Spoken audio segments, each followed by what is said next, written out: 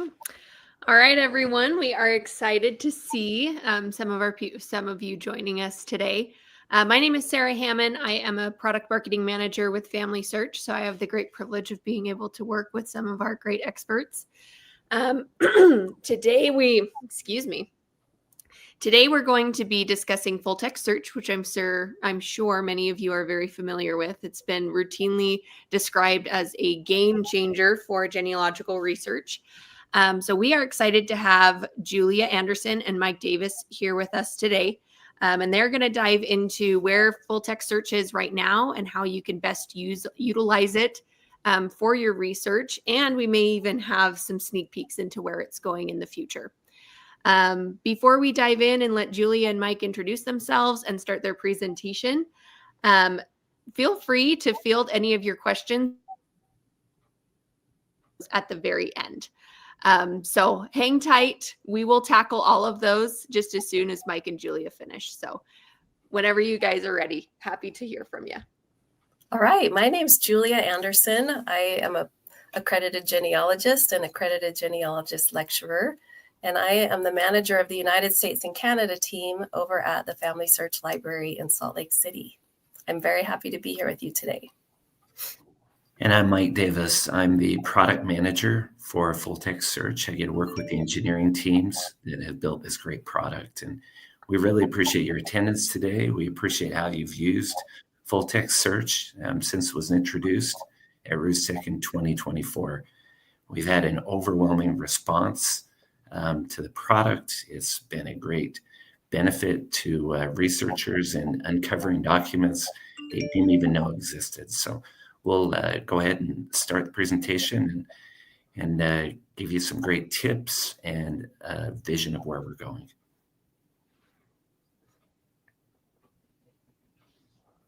Great. So during our presentation today, we're going to cover a couple different areas. First of all, what is full text search? Why should I use it? How can I improve my searches?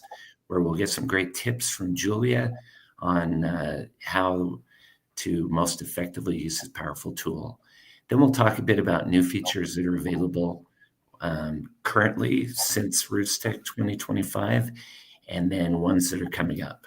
And then at the very end, we'll talk about where do I find it, and we'll answer any questions that you may have. So what is full text search? As I mentioned, it was introduced at RootsTech in 2024. We've heard from the industry that the ability to search these unindexed records, these handwritten records, is a real game changer. It's exposing information that it wasn't easily accessible before and doing it in a quick manner. We use artificial intelligence and handwriting recognition to create a searchable transcript. That's how we do it. And then our search system can search that transcript just as if it was indexed. And to date, we've added more than 2 billion images that can be searchable and continue to do more and more over time. So please keep checking back and using this great tool. So why should I use it? As I mentioned, people are finding documents that they never considered before. That's probably the biggest compliment that we get was I had no idea this document appeared. It could be a land deed, it could be a court record, it could be a will, a variety of documents. And another thing is the ability to save time, not having to browse every image. We've had people that have browsed these collections in the past but may have missed something. With full text search, they can uncover information that they didn't see the first time they went through it. It's an opportunity to gain, again, immediate access to valuable handwritten records. We keep hearing stories from users that they were able to find information and break through walls in their family history lines, which is really exciting for us. Here's an example of user feedback. Fortunately, we love when you select the feedback button and provide comments, success stories. Here's one where they've been looking for an ancestor for more than 50 years. It had been something that her mother and she had been looking at. They were able to use full text search and were able to come up with the information that they've been looking for decades, and had a great experience. So this is something that fortunately we hear often. A lot of great feedback on the product, of how it's being used. We have some exciting ways how we want to use it in the future, but it's something that's been an experiment in labs, and we appreciate those who've looked at it and have helped make us better. So let's go to the next one. The great thing, Julia is going to give a couple great examples of how this can be used to improve searches. I know you get a lot of great benefit out of it, so we'll turn the time over to her. And thanks, Julia, for your help. All right, thanks, Mike. First, I'd like to add my feedback about full text search. I think this is one of the most exciting developments in genealogical research ever, at least in my lifetime. And that is because it is saving me thousands of hours of sifting through old handwritten records for just a few mentions of my ancestors' names. And it's also finding them in records I never would have thought to search in the first place. The easiest way to improve your searches is to use some best practices, including how and when to use wildcards, keywords, and filtering to narrow your results. I'll also give some examples of a general search, how to search a specific collection in full text search, and how to locate records of people that are often obscured in historical records, like those of apprenticeship, women, and enslaved persons. So before we begin, you really need to understand the research process, and it consists of 5 basic steps. They are: gather what you know, choose a research goal, find new information, evaluate the information, and share your conclusions. Before you try out full text search, make sure that you've already gathered the information that you have. Maybe that includes items in your home, stories your grandmother told you, or sources attached on a public family tree. Then you need to choose a specific research goal. Without a clear goal, you will not know what you're looking for, and you won't know when you have found it. Full text search is part of number 3, find new information. Once you have found it, you still need to evaluate it to determine whether the record is for the right person, how reliable it is, and what it means. Once you have determined that, you can share your findings and attach the new sources to Family Tree so others can see them. To search, you're going to begin where it says Start Your Search. Here, you have the option to type in a name, keywords, a place, year range, and image group number, or DGS. And I'll go into specifics on searching in just a few minutes. Records are constantly being added to full text search, as Mike noted, making it essential to keep checking back. If you did a search a few months ago, you're really going to want to try it again and see what has been added in the meantime. One feature allows you to search for a specific collection title, or you can browse all the collections. This will allow you to see what the collections are that are currently available in full text search, how many images they actually contain, and when they were last updated. As you start searching for your ancestors, the website will guide you with some really helpful search tips. The first is to use quotation marks around an exact word or phrase, including first and last names. And I cannot stress the importance enough of using this tool. The quotation marks will make a huge difference in the results that you get. Next is to use the plus symbol to include a specific word or phrase. And I use this often when I'm adding keywords to a search. You can also use the minus symbol to exclude a specific word or phrase. And that can be helpful if you get too many results that are not pertaining to your ancestor. You can also use the question mark wildcard to find different spellings of a word, and the asterisk symbol to find different forms of a root word or name. And these are all really great tools to help you get better success in your searches. For example, if I typed in the name Elijah Taylor without any quotation marks, my results would include all the images with either the word Elijah or the word Taylor on them. If I put Elijah Taylor in quotes, I would get back all the images that included the words Elijah and Taylor together within a word or so of each other, making it more likely that it's together as the name of a person. If I did a search for plus Elijah and plus Taylor, I would get images that have Elijah and Taylor on them, but not necessarily within a few words of each other. And if I did a search for plus Elijah minus Taylor, I would get images with Elijah, but not if they also have Taylor on the image. The question mark wildcard replaces one letter in a word. For instance, if I typed TA question mark LOR, I would get variations of the word Taylor or others with a similar spelling. The asterisk wildcard replaces multiple letters or no letters in a word. For instance, if I typed TA asterisk R, I would get a number of different words containing the letters T, A, and R.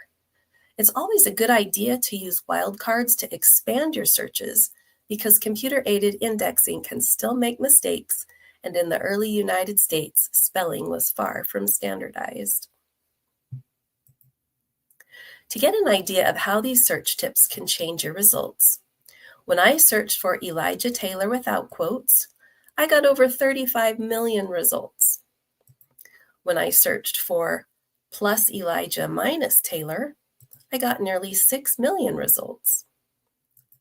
Plus Elijah plus Taylor gave me almost 600,000 results.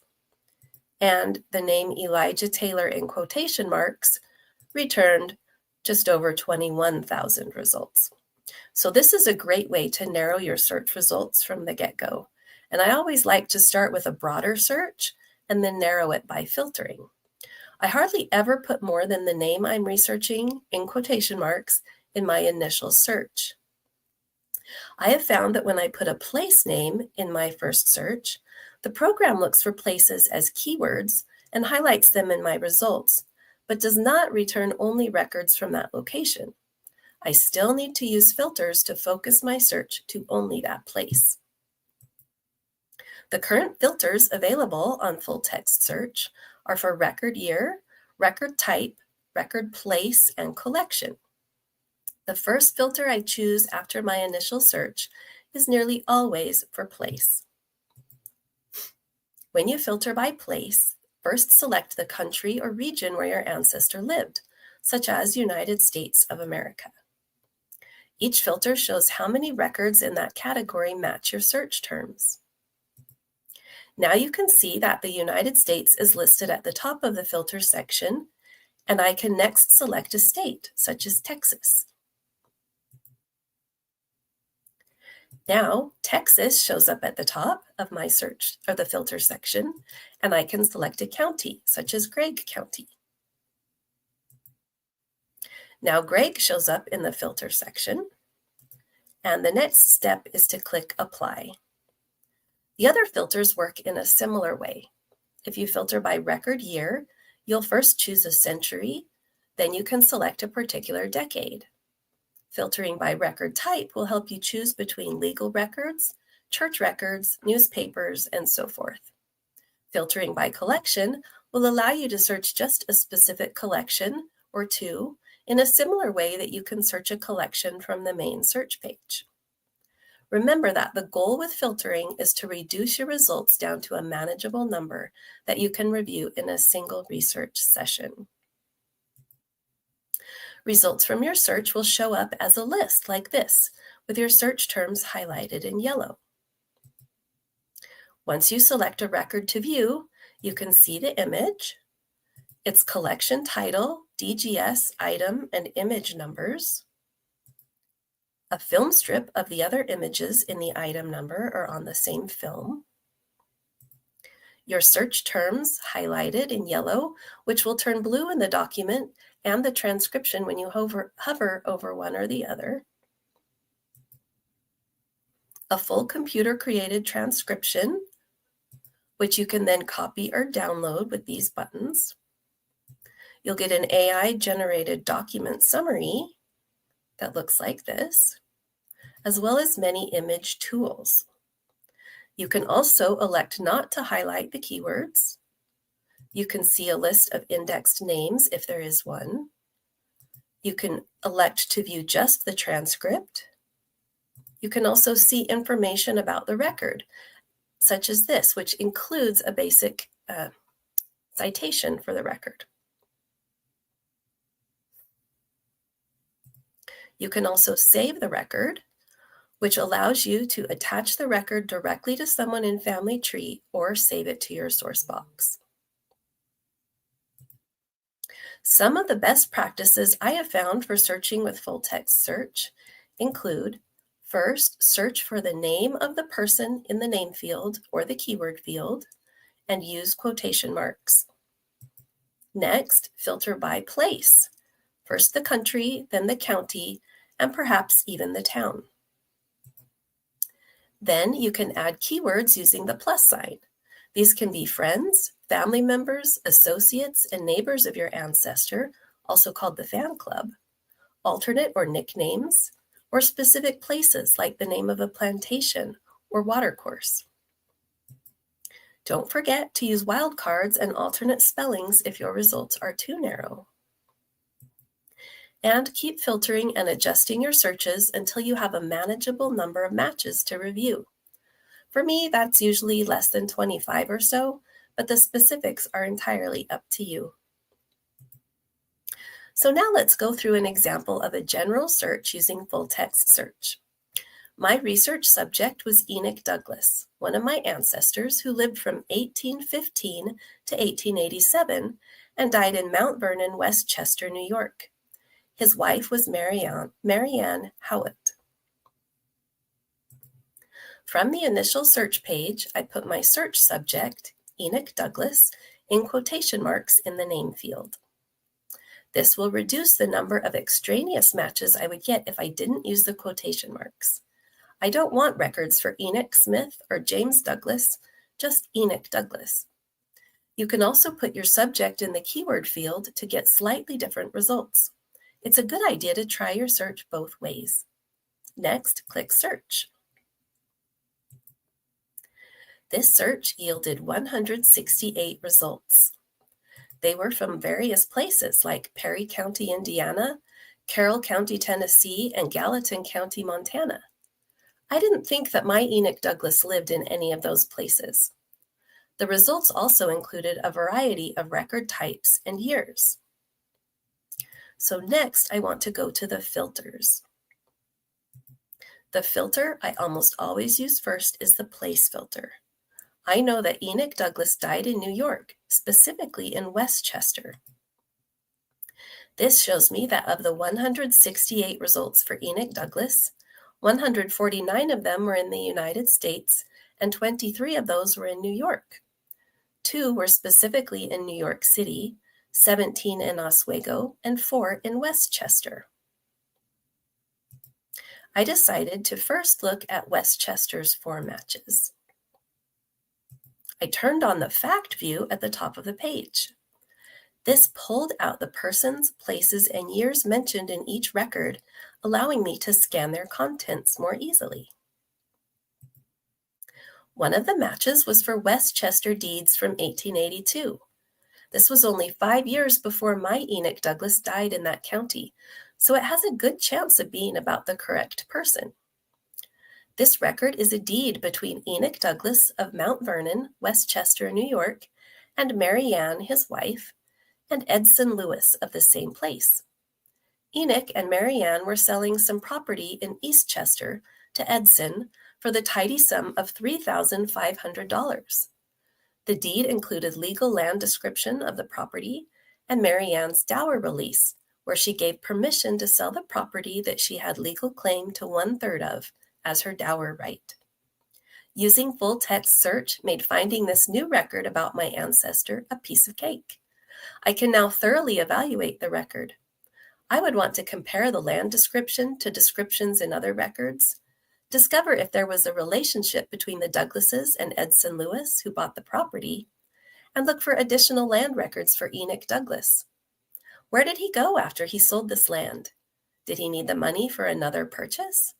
Did he move elsewhere, then return to Westchester where he passed away? So many avenues for further research. In this next example, I will demonstrate how to search within a specific collection.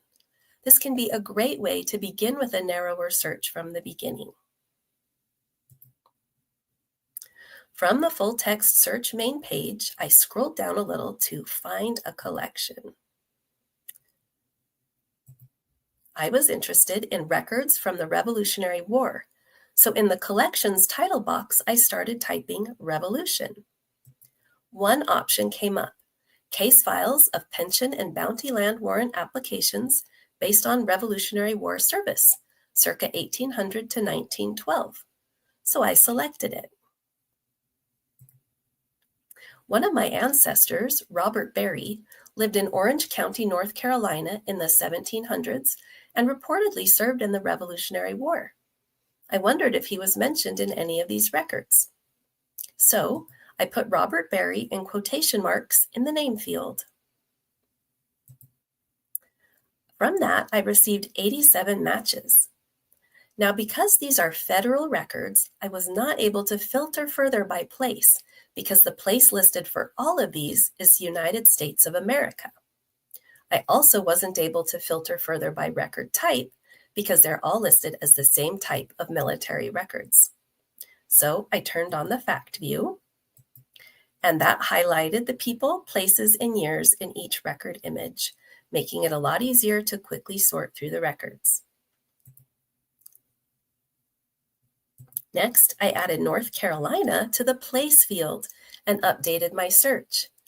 This would bring up records that mentioned North Carolina within their text, like a keyword, even though I couldn't filter down to North Carolina with the place filter. This reduced my matches to 33. Many of the matches I received were for this particular file, W5795. So I opened the document. Then I selected the icon that looks like a tic-tac-toe board or waffle. That opened the thumbnails for the entire pension file for Robert Berry and allowed me to easily navigate to the first image. These pension records are organized separately by file, so it's really easy to see how many images pertain to a certain soldier or widow and to navigate between them. This is what the first image looks like. I can see that it is the outer envelope for the widow's pension file for Nancy Berry, widow of Robert Berry. The number in the top right corner, W5795, is the pension application file number. It says NC in the upper left corner, telling me that this Robert Berry served from the state of North Carolina. Now, the Robert Berry I have been researching lived in North Carolina and reportedly had a second wife named Anne. Nancy was a common nickname for Anne, so I thought this record might be for the correct Robert Berry. This is Robert's declaration for pension, dated the 1st of November, 1832. I can read through the file and extract its rich genealogical information. This is usually enough to help me know if this is the person I'm looking for. It's especially handy to have the computer-generated transcription on the right for when the handwriting gets too, shall we say, creative. This is the envelope for papers pertaining to Robert Berry's wife, Nancy. Here it says that Nancy's husband died on the 23rd of May, 1835. And remember, his declaration was filed in 1832. But the Robert Berry I'm researching supposedly died on the 16th of April, 1812. So either this pension file is for a different Robert Berry, or the death information attached to the Robert I'm researching in Family Tree is incorrect. Either way, this evidence is critical for my research. I could attach this image to the correct Robert on Family Tree as evidence of his death, and also to my Robert as evidence that this file is for a different person. This next example shows how easy it is to find references to marginalized members of the population, such as a poor apprentice, who may not have appeared in many official early records because they did not own land. To do this, it helps to know the master whom they served and the location of their service. Here, I was looking for a girl named Eleanor, who was an apprentice in a Trump household in Ontario, Canada. I put Trump in the name field because he would be the main person the record would be about, with plus apprentice and plus Eleanor in the keyword field. This returned 204 results. I then filtered my results by place, and I selected Ontario, Canada. This returned just one result. It was in a collection of probate records from Frontenac, Ontario, Canada, between 1803 and 1860. I opened the record and found a contract for apprenticeship. The record states, "This indenture witnesseth that George Wilson of Niagara, in the district of Niagara and province of Upper Canada, Taylor, hath put, and by these presents, doth put his daughter Eleanor Wilson, born on the 8th day of April in the year of our Lord 1792, apprentice to Charles Trump, also of Niagara, and Christiana his wife, to learn the arts and mysteries of cooking and housewifery, and after the manner of an apprentice, to serve him, her, and them, or the survivor of them, from the date hereof, for and during the term of 10 years, 2 months, and blank days." So from this record, I learned Eleanor's full name and the name and occupation of her father, the date of her birth, the names of the couple she was apprenticed to and for what purpose, and the length of her servitude. If this record had been indexed, it would likely only have shown up under the name of the master, Charles Trump. Full text search has made it possible to easily locate everyone mentioned in a record. From here, I could add that information to Family Tree and attach this source so others could find it. Another group of people that has historically been difficult to find in older records is women. A single woman was usually allowed to enter into contracts, own property, go to court, act as an administrator or executrix of an estate, and had other rights, although she was not considered the equal of her male counterparts. But a married woman was legally covered by her husband and was therefore essentially invisible as far as the law was concerned. Besides the dower right allowed under English common law, where a married woman was entitled to 1/3 of her husband's estate for the remainder of her life after her husband's death, as long as she remained a widow, she had very little legal status. So if you're researching a single woman, the basic method to use is to follow the standard research process for her and look for all the records of the men connected to the woman, like her father, brothers, uncles, brothers-in-law, and so forth. If you are researching a married woman, you will need to identify her husband, then follow the standard research process for her husband, and look for all the men connected to the woman. This is very important to know when using full text search because it changes the way we use it a little bit. We need to start with the men. So here, I wanted to find a record for my ancestor, Sarah Berry. Family tradition said that her first husband was named Hiram Howard. So I began my search in the full text search name field and typed Hiram Howard in quotation marks. Then in the keyword field, I put plus Sarah with no space. This would give me images that include the names Hiram and Howard within a few words of each other and the name Sarah on the same image. Next, I filtered my search by place down to the county level and got 19 results. One of these was a probate record. I opened the document and saw that it was the probate record for Hiram Howard. The petitioners were John Berry and Sarah Berry Howard.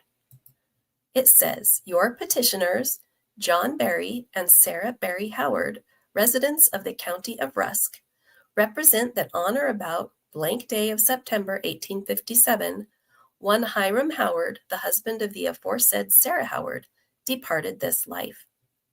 So this is evidence that Sarah Berry did indeed marry Hiram Howard, who died in September 1857.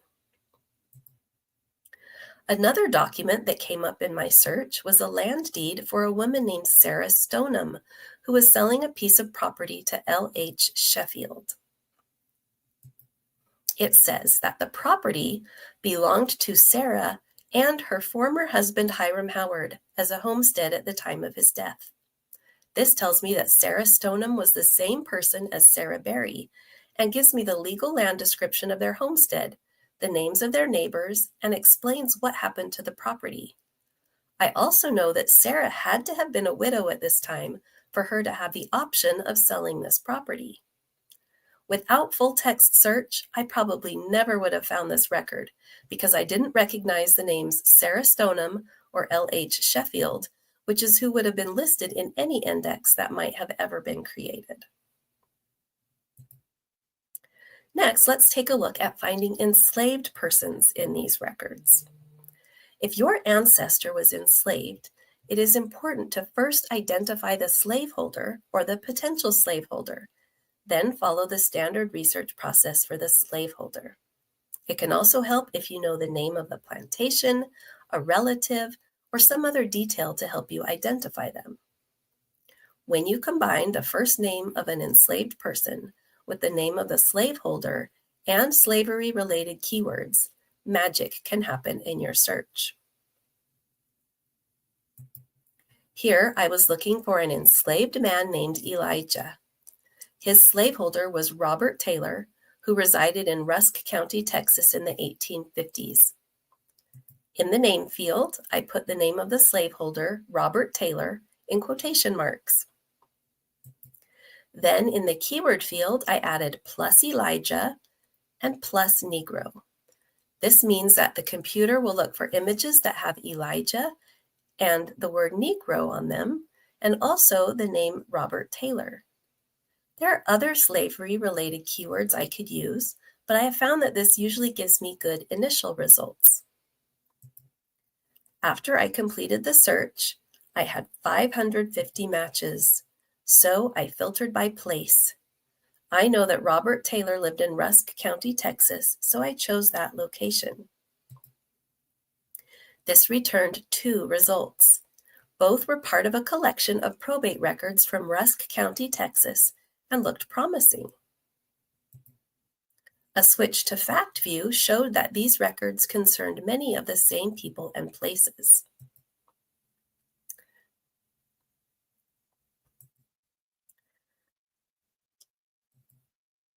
The first record was an inventory of the estate of Mary M. Taylor, the deceased wife of Robert Taylor, and was filed on the 16th of January, 1857.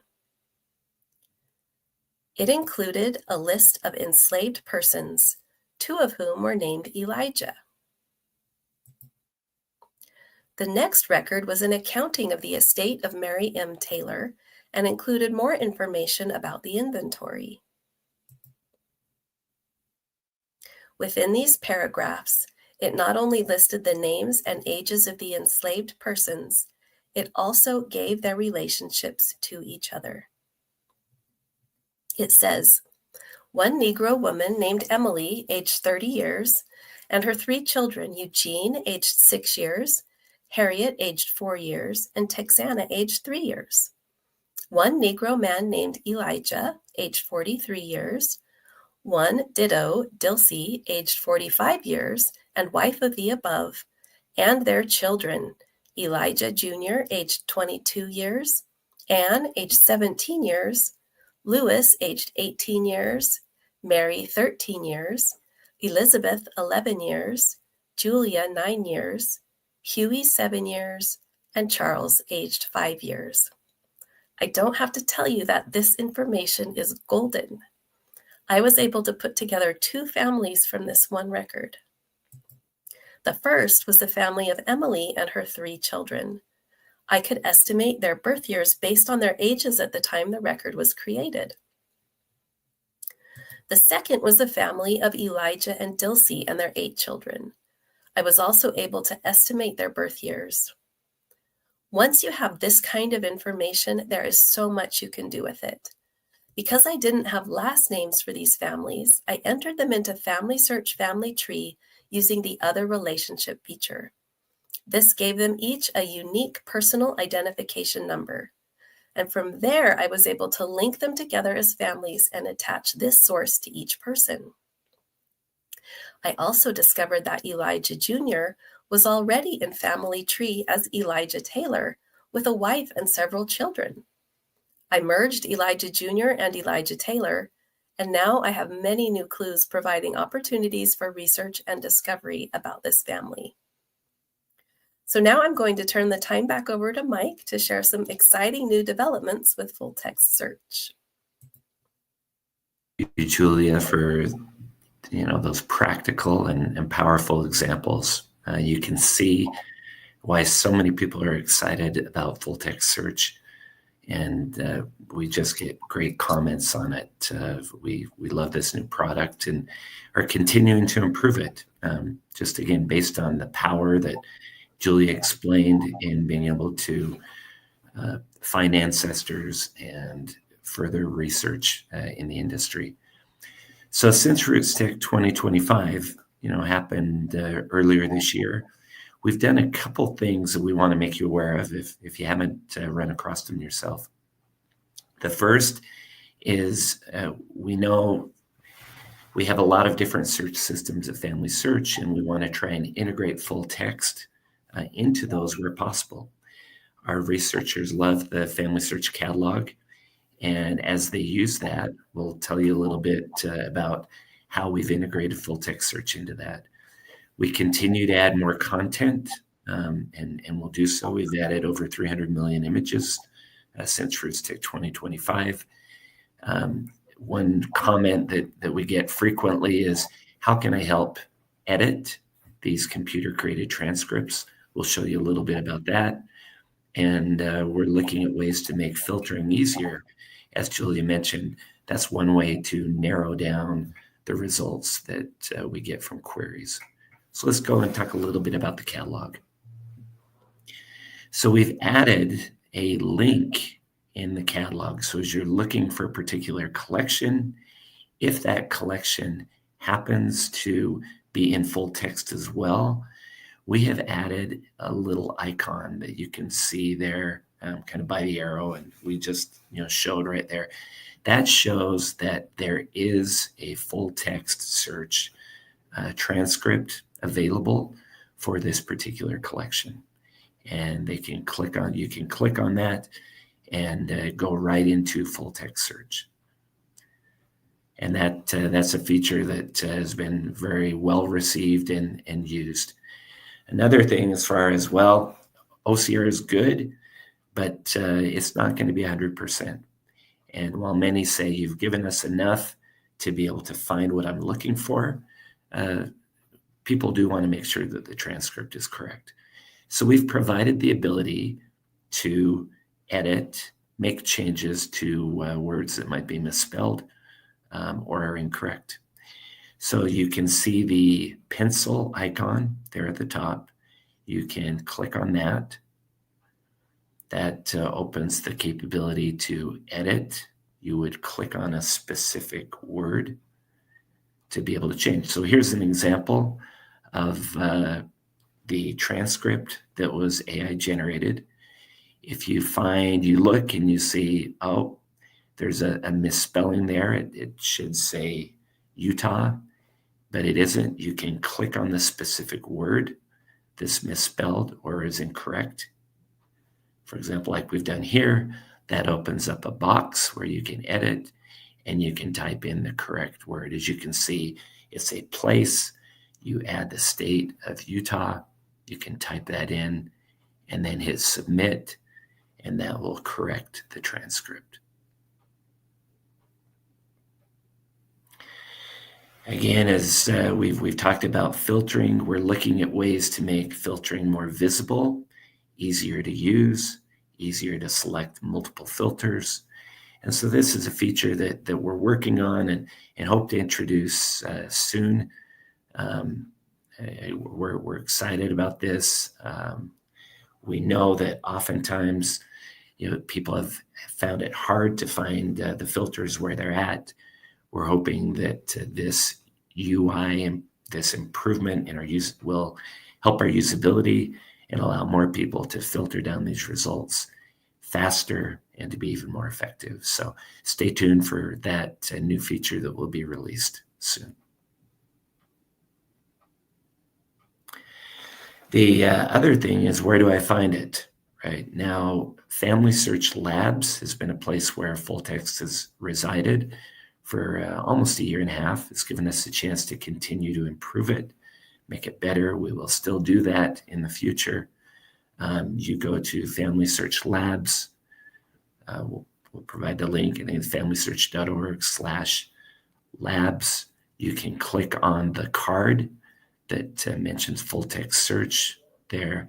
That will take you right into our full text search experiment today. A big question that we get from many is, this is a great experiment. Are you going to keep it around? Will you make it part of the site and your search offerings? And we're excited to say that that will be the future for full text search. And at some point soon, you will see it moving out of labs and into our regular search menu. So we're very happy about that. It's been an experiment that has proven extremely successful and is something that we really want to continue to invest and improve moving on in the future. Significant value that is offering our users and the industry. So with that, Sarah, let's open it up to any kind of questions that you may have from our users. Excellent. Yeah. All righty. Yeah, I've got a handful of questions over here, so we'll go ahead and dive into one of those. So first up, I'm certainly not any kind of a genealogy expert, but I've certainly had lots of fun working with full text search. Is this something that you really have to know what you're doing in order to best utilize the results? Or is this something that anybody could use? Yeah, we hope it's something that anybody can use. We know that our researchers have been kind of our early adopters and have really latched onto it and found a lot of value. We want to continue to make it easier to use. Julia did a great job of explaining, how with just knowing a couple terms and using queries that you can find some great information. And we want everybody to be able to do that. So we'll continue to look for ways to improve filtering and other ways to help them find that important document that opens up a lot of discoveries for them. Just remember, you'll get better results if you have a clear research goal and you know what you're looking for. That way you'll know when you have found it, and then you'll have time to analyze those results and see how it fits into your research. Oh, excellent. Good point, Julia. Thanks. Well, and Julia, during your presentation, I think the thing that makes me the most excited about full text search is that now we're individuals whose stories haven't typically been told, or who haven't, supposedly been characters in the story that's been unfolding. Especially you talking about your ancestor, who you wouldn't have been able to identify her in this record without the context that now full text search is able to provide. So that one's always exciting to me, and I love calling that out. I'm curious if either of you, in addition to that one that you shared, Julia, have you had any personal experiences or cool experiences that you know of others using full text search in addition to what you've shared here? People have shared countless examples with me. I know as I help researchers at the FamilySearch library, I really love showing them full text search, and it never fails that we will find something new and exciting that they have never seen before, that either breaks open one of those brick wall questions or leads to it. And many times there are tears because people are so happy to find that information. It's just amazing. How cool. I've been able to type in names of my ancestors and have found wills that I didn't know existed. Very exciting to read through those and again find out kind of what they had and what they were giving to other people. It's interesting. People have found land that different parcels of land that were owned by ancestors. It's always fun to see the price of what was paid back then and how much that land would be worth today. No kidding. No kidding. I know at Roots Tech we had one researcher who shared with us that she had been working on a particular research question for 6 months, and then Full Text Search popped up on Labs, and she decided to try it out, and she ended up finding the same results within about 10 minutes. So she was very excited that now, like you said, Julia, that she'd be able to break down a lot of those brick walls and really get to some really exciting discoveries. And to do it in a short period of time. Oh, right? yeah. What's exciting. Major accelerator. Yeah. Okay, another question that we have are, what types of records work best with full text search right now? It's a question for you, Mike. Okay, we can go ahead and add it.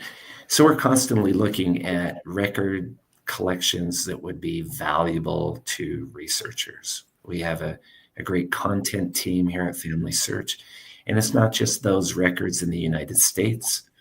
We're also looking internationally to find opportunities globally to get valuable content like probate collections. And I know a big one from the industry was here in the United States was, can you put court records and make those available?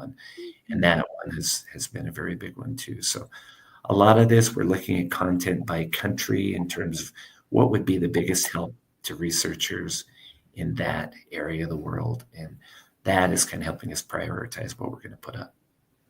Yeah, those lengthy handwritten records from the 1700s and 1800s, especially in the United States, are more difficult to research just because it takes so much time to locate them, read them, process them, and analyze them. And the full text search capability is taking out all of that lead time, and it lets the researchers get right into the analysis, which is just amazing. You're getting to the fun part right away. So, well, that brings up another good question. Is full text search, is it just available in English, or is it available in other countries or other languages? We have a lot of English content, but we also have content from Mexico and other countries that we're continuing to add. So our hope is that it's a global tool. We have a lot of content in Spanish, in Portuguese, looking at other languages as well. So again, want to encourage the users to check back often because, like I mentioned, we've added over 300 million records since Roots Tech here just a few months ago. So we have big plans for content acquisition. How many records are currently available for full text search? Do you have that number off the top of your head? Over 2 billion records can be searched today. So. Holy smokes, that's awesome. Enough to keep you busy. And people just keep saying, hey, add more, right? It's just, there's never enough, just a huge appetite from our users. So we're excited about that. Oh, that's so cool. That is so cool. All right. Well, one of our questions that we have here over in the chat, I'm thinking, Julia, you might be the best person to answer this. Lolly asked, what about women in community property states such as California? Search results that we have for full text search. So you froze for just a second there during your question. Sorry. So it was, what about women in community property states such as California? Does that have an impact on some of the search results for full text search? So you're still going to want to use the same methods. You want to search for the woman, but also search for the men that she was connected with, just because of the nature of the records. And obviously it depends on the time period. Those really early records, California wasn't a state until later. And so a lot of that really early time period wasn't covered for California, but you still want to search for the women and the people that she was connected with. And that also goes for men as well. You don't just want to look for the man. He didn't live in a silo. He had connections, he had neighbors, he had friends and family. And so as you're using full text search and you want to expand out, it's a really good idea to search for the person with the people that they were connected to. And that will help you find a lot more results. Oh, excellent. Excellent. Well, and that kind of begs another question too of like what kinds of records or details can full text search help uncover that might be harder to find with just like a traditional search?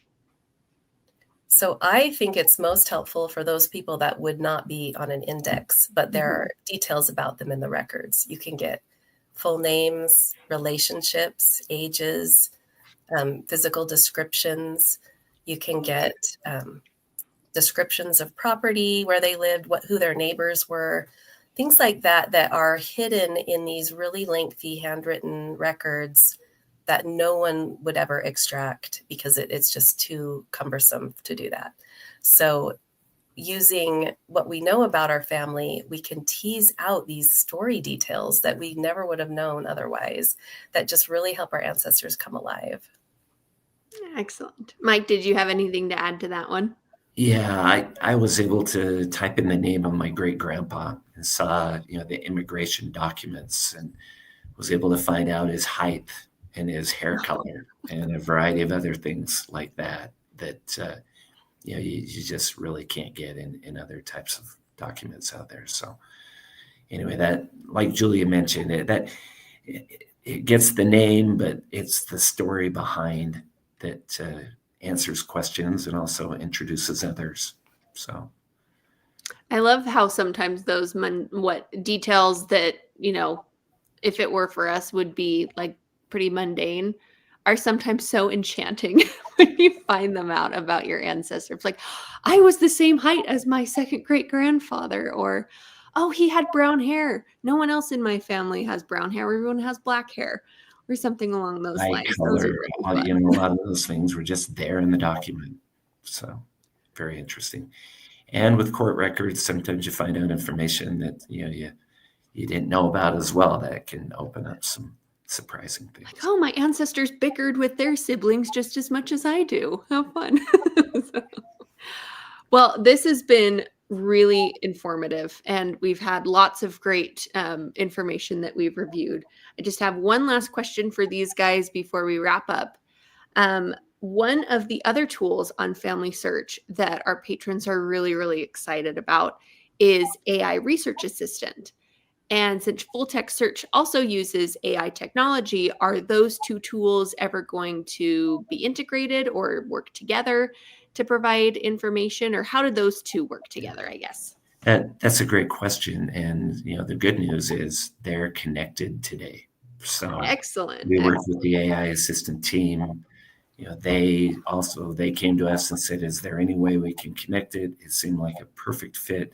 And so, yes, the AI assistant pulls data from full text search when it does its queries. That's a good excuse to use it today. Yes.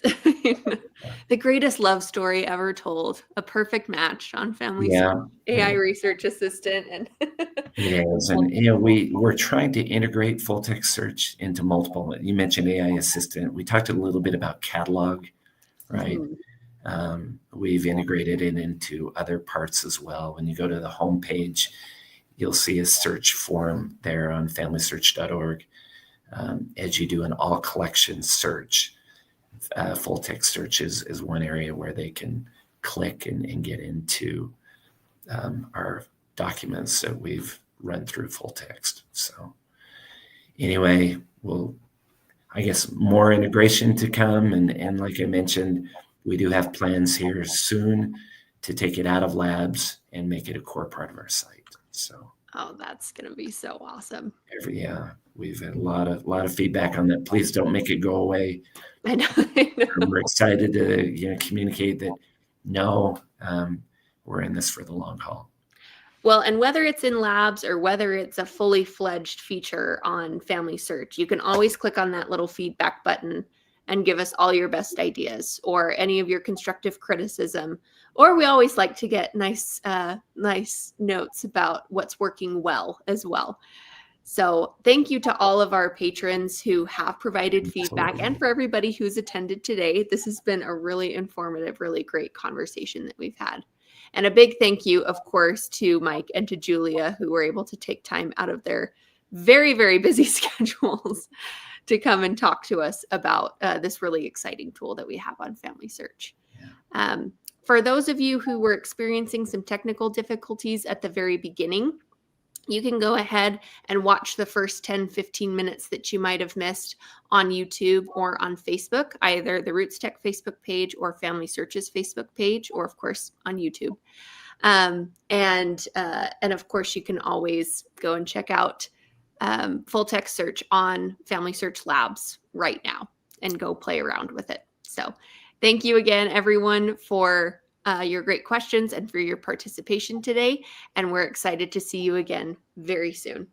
So thanks, everyone. Thank you, Sarah. Thanks, Julia.